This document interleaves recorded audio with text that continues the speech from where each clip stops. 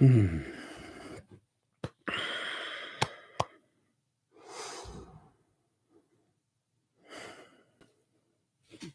Hi, everybody. I am live this morning. Hi, Jen. Hi, Tom. Suzanne. Martha.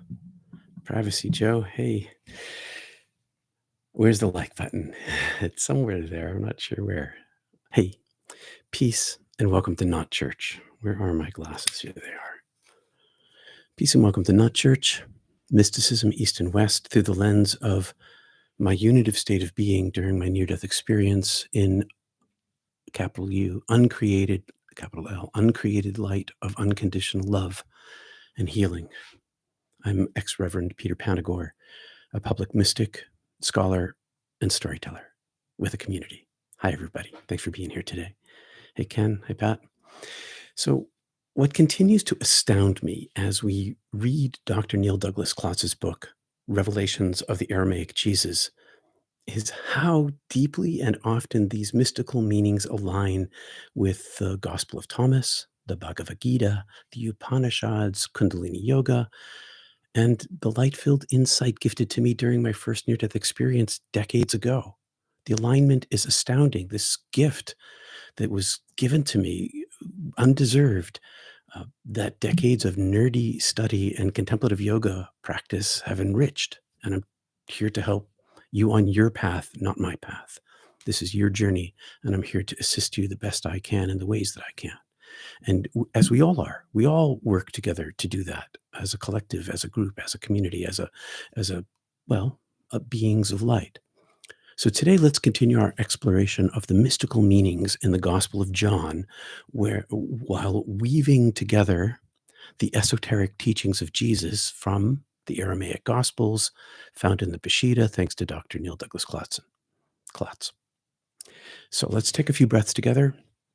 We'll settle inside the divine within our heart temple, the heart chakra, the unstruck inner and resounding sound connecting to the celestial realm, the anahata nada, the center of love, compassion, and emotion, and emotional balance. And it's a doorway into heaven, here and now and up. So let's take a moment here. Hey, hi, Lynn. Let's take a moment here. Feel my floor, hands out in front or on your lap. Breathing into your heart, breathing out of your heart.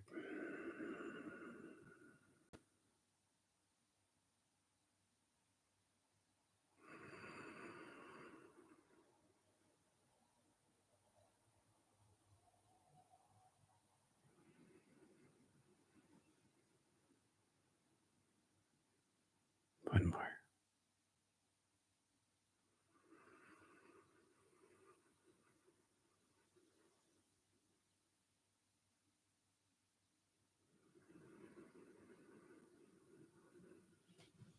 So let's begin with a familiar passage from the Gospel of John in chapter 14, where we've been working, and we're going to pick up at verse 8. And this is from the Greek with some assistance from my NDE. Philip says to Jesus, "Master, show us source to assist us, and we'll be satisfied," also with the help of the lexicon, the Greek language lexicon. "Master, show us source to assist us, and we'll be satisfied." And Jesus replied, "Have I been with you all this time, Philip, and you still don't know, recognize, or perceive me? Whoever sees me sees the light frequency. How can you say, 'Show us the source,' Pateria, Father? Don't you trust, believe that I abide, stay, remain, and I am in the light, and the light is in me? The words I say to you aren't my own, but the frequency dwelling in me, doing, working.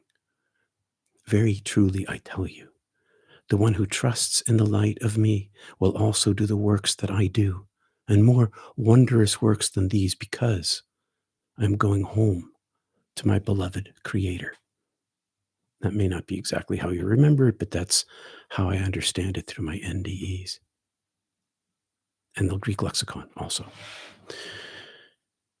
In my understanding, shaped by this grace of wisdom in my first near-death experience that I didn't deserve. I said that again. And reinforced by the sacred texts of multiple traditions, Jesus is not pointing to himself as an external figure. He's not talking about the guy, Jesus. Instead, he's calling us to recognize the living light of the divine that dwells within all of us. He's saying that when you feel, perceive the light in me, or see it in my works, it's not me. It's God, the benefactor. That's what he's saying. This is this one of the Johannine I am statements. This is one of those Johannine I am statements where he says, I am this and I am that. Whenever Jesus says I am, he refers to his higher self, the I am who I am, as found in Exodus 3. Now, Dr. Neil Douglas-Klotz's Aramaic insights from the Peshitta reveal a rich texture hidden in Yeshua's words. Here in the Aramaic, Father is better understood as a noun and a verb simultaneously. The parenting power of the cosmos, the loving isness sourcing of all creation,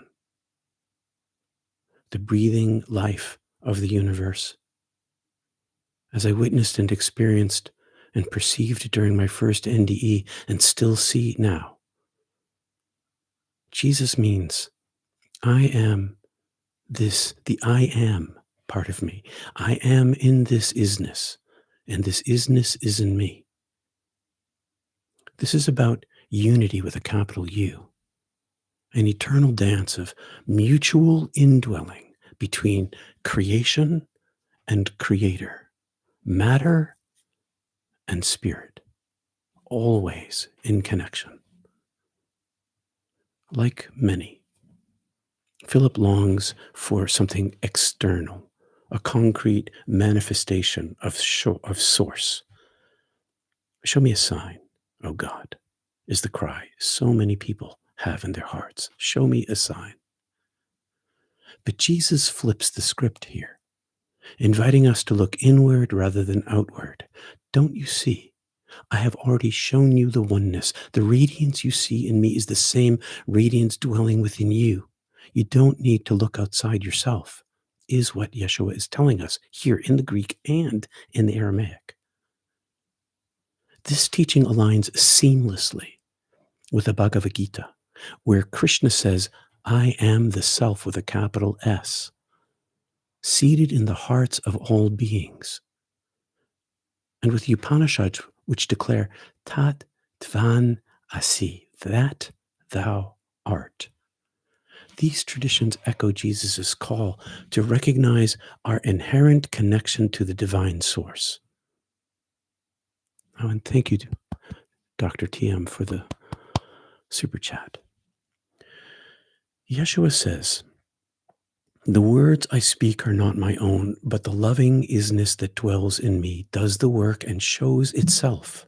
We've been saying this for a long time. The light sees itself. It speaks for itself. It weaves itself into art and music and poetry and language and bread your grandmother made for you. Thank you, Ken. This brings us to the heart of the mystic's path. It's not just about belief or doctrine. It's not about either of those, really, although there are fine places to start. It's about embodying the divine. In this embodiment, Jesus assures us in the Aramaic quote that I'm about to read, and it's the message for today. So if you're listening to anything, this is the thing.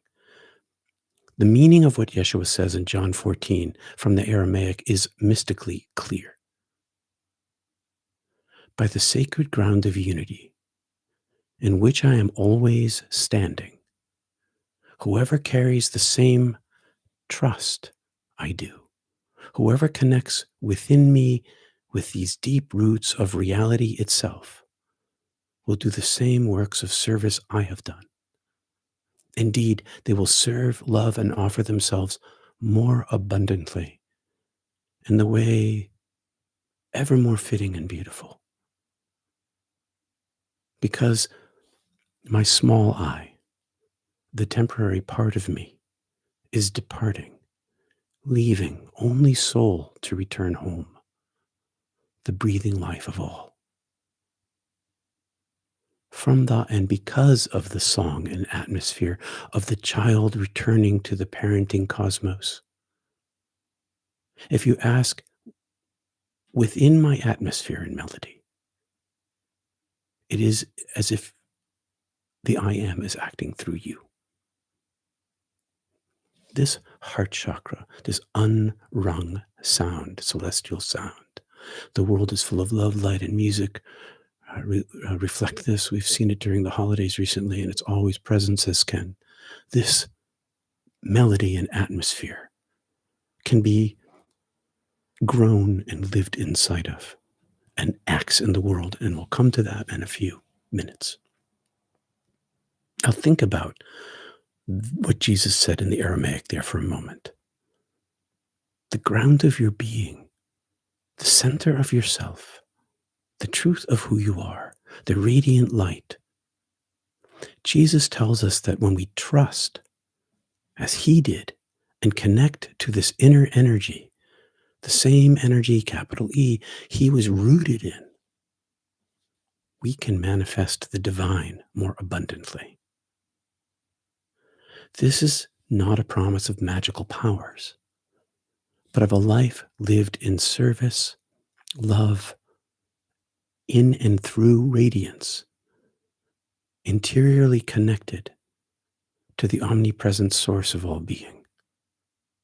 And this resonates with Kundalini Yoga, where the awakening of the divine Kundalini energy within can also lead to acts of profound compassion and service.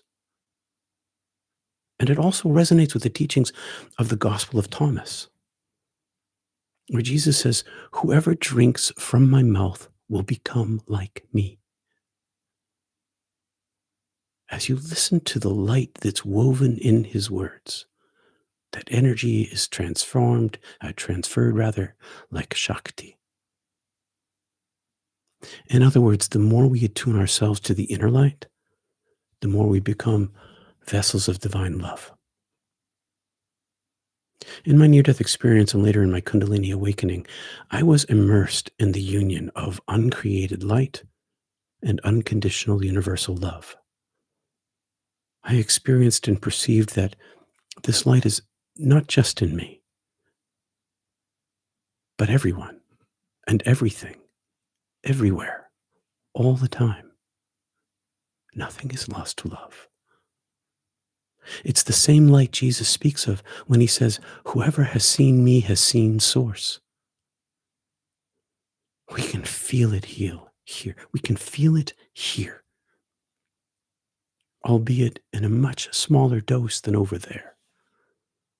And it's a revelation. I saw the same light giving rise to our entire cosmos and to you and me. But as Yeshua reminds us, this light isn't just something to admire. It's something to live. He invites us to breathe, speak, and act from within it. When he says, "If you ask in my name," he's not talking about a magical formula to get whatever we want. He's pointing to an atmosphere of being, the melody of unity that arises when we connect to the radiance within ourselves. He's talking about escaping the karmic wheel. Jesus knew he wouldn't be with his disciples forever. He knew he was going away. Like Elijah departing from Elisha, or Obi-Wan Kenobi departing from Luke Skywalker, the teacher must leave so the student can enter into the fullness of the inner light without the external support of the guru teacher. Take off the training wheels, is what Jesus is saying. You're going to have to, he says to them. I'm going to, the Rome is going to get me. What you feel now from me, he says, you can feel later because it's the unity itself. And Jesus says, because my body will die and my essential self will ascend, you will do greater works than these. Why greater? Because the actual work of the mystic is not just to teach or perform miracles or manifest self-desire, but to awaken others to their connection with the divine by showing, not telling, by showing them what, at this point in the story, of the gospel story, Philip apparently couldn't see.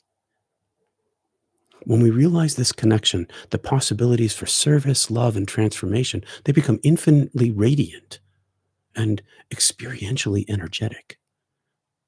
Friends, the invitation Jesus offers to Philip and his disciples and to us is clear. Stop searching for the divine outside yourself. Look inward. Trust the uncreated light that dwells within you. This is the path of unity. This is the way of love with a capital L. And it's available to all of us here and now. Whatever you ask in my name. So I have a few minutes here. I'd like to talk about what happened. And I mentioned this at Mystic Tea Salon last week. I didn't have time to talk about it live. Thanks for praying for me, Roger. Thanks, Ellen and Tom. So here's what happened to me on my way back from the movie business in LA. So I was at LAX and I got there. I got there early, 2 hours early, as you're supposed to. And I like to walk when I'm at airports. So I went down to my gate, found my gate, and then I just began these long walking loops, just always ending up back at my gate. And I got back to my gate the first time, and there was this old fellow. He might have been 6'6", standing, skinny as a rail, black, bent over, cane, little tiny dog, little tiny leash, a hat that said veteran. And as I walked by him, not catching his eye, but I had been looking at him, as I walked by him, I had this overwhelming feeling that I was going to interact with him. Like spirit whispered in my heart, something about this guy. And I said, okay, inside myself. But that's where I left it. I didn't, massage this at all. I just walked on. And then I kept doing my walking loops.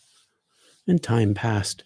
And I got to the gate, and it's about boarding time, and they begin to call people, and you know how everybody gets up and kind of crowds around the gate because they want to get their place for their carry-on bag, and they call the people who need assist boarding.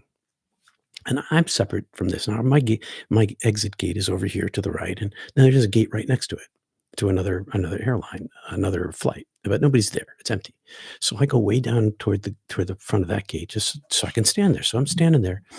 My feet are apart. My hands are sort of like this or like this. I can't remember exactly what I was doing with them. They might have been, I think they were folded. And so I kind of, my arms down, and I'm just breathing into my heart, chanting inside my head, listening to the sounds around me.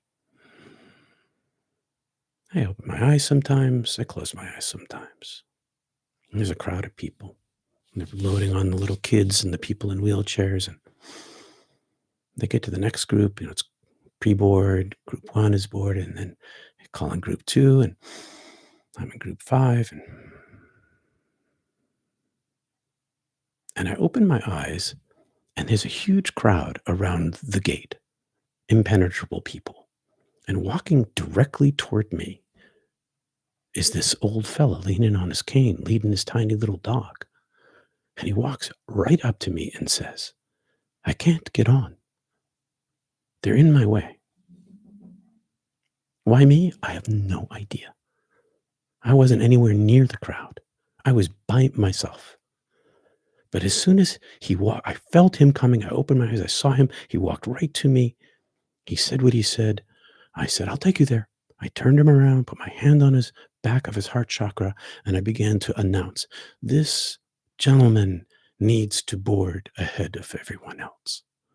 And the way parted like the Red Sea with Moses. Everybody parts, and I steer him to the front, and on he goes. Takes him a little time. They put him in a wheelchair, wheel him down, get him there. I board the plane, and there he is in first class. Reaches out, gives me a fist bump. It's not a big thing. It's a small thing. I didn't make it happen. I didn't manifest it. I didn't try to make it happen. I accepted when I was told, whispered, you're going to interact with this guy. I didn't know what it meant. I didn't even know if it was real, but I acquiesced. I said in my heart, okay. And then I didn't grasp. I just went about my thing. And the radiance itself manifested it. It made it happen. It's a small thing. This guy getting on a plane, not a big deal. Not life-changing. But there was a definite connection between this old fella and me. I could see it in his eyes. This is what Jesus is talking about. This is what he's talking about when he's talking about manifesting.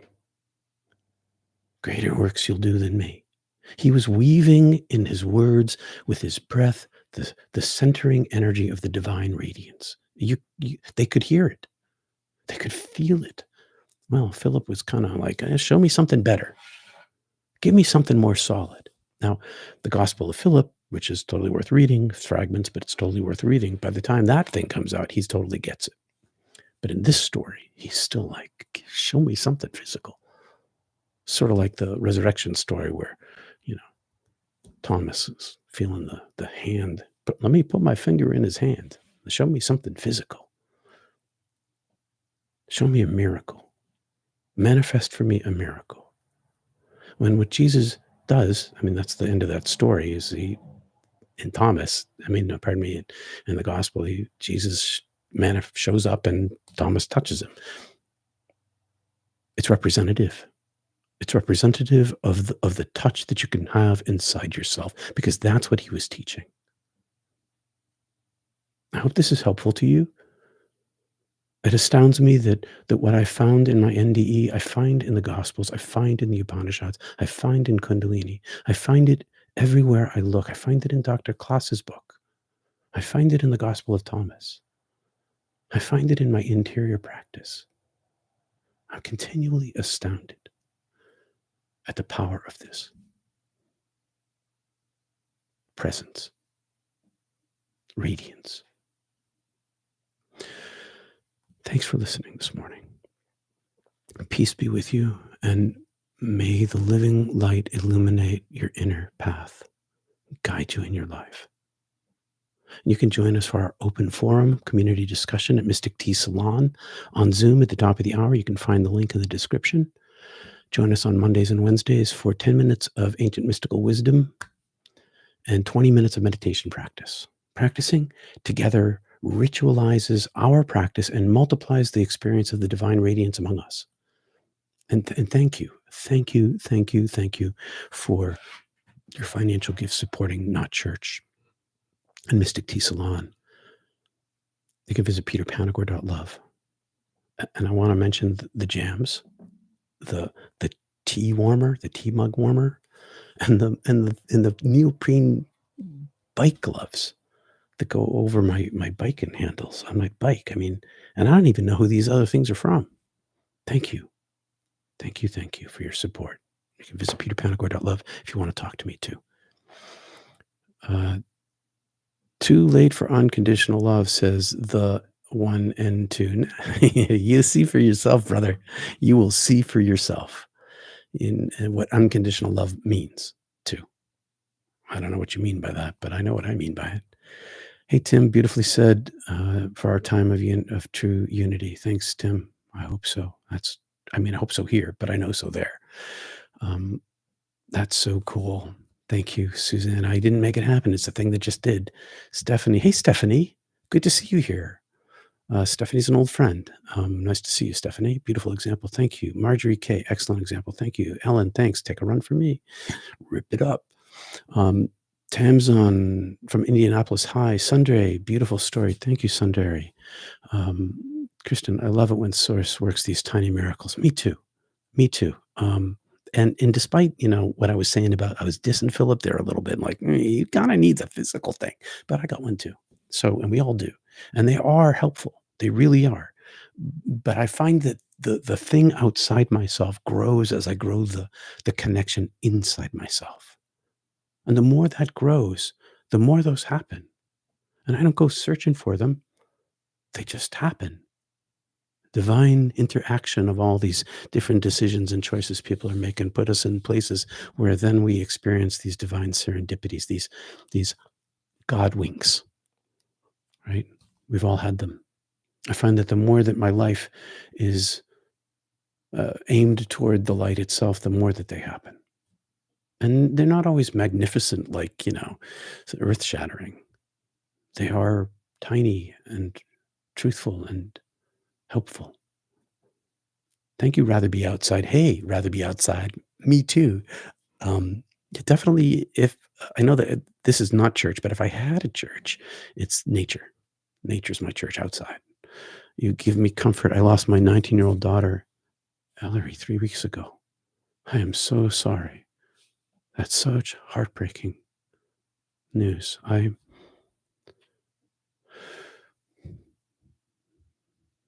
Peace be with you and healing too. I should go through your grief. Hey, Brother Ed. Nod from God. Oh, I like that too, Ellen. All right. I'll see you in about 4 or 5 minutes at the top of the hour at Mystic Tea Salon. I'll open up that Zoom link. I'm going to step out for a moment. I'll be right back. And I'll see you there. Peace and love, everyone. And thanks for being here live and by recording. Much appreciated.